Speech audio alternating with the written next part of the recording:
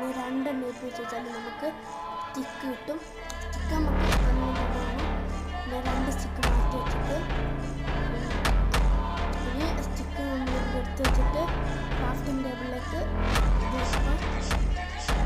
ഈ സ്റ്റിക്കുകളൊക്കെ ഇനി ഫസ്റ്റ് നമ്മൾ ഉണ്ടാക്കാൻ പോകുന്നതാണ് നമ്മൾ കൂട്ടുന്ന സാധനം.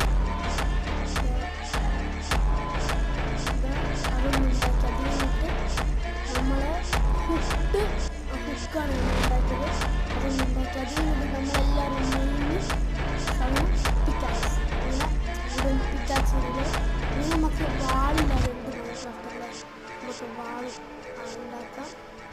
നമ്മുടെ വാളും സെറ്റായി. ഇങ്ങനെയാണ് മൈൻക്രാഫ്റ്റിൽ സാധനങ്ങൾ ഉണ്ടാക്കുന്നത്. ഇനി വരുന്നവർ നല്ല നല്ല മൈൻക്രാഫ്റ്റ് വീഡിയോസൊക്കെ ഇടും. അതിന് വേണ്ടിയിട്ട് യൂട്യൂബ് ഉറപ്പായിട്ട് ഫോളോ ചെയ്യണം. ഞാൻ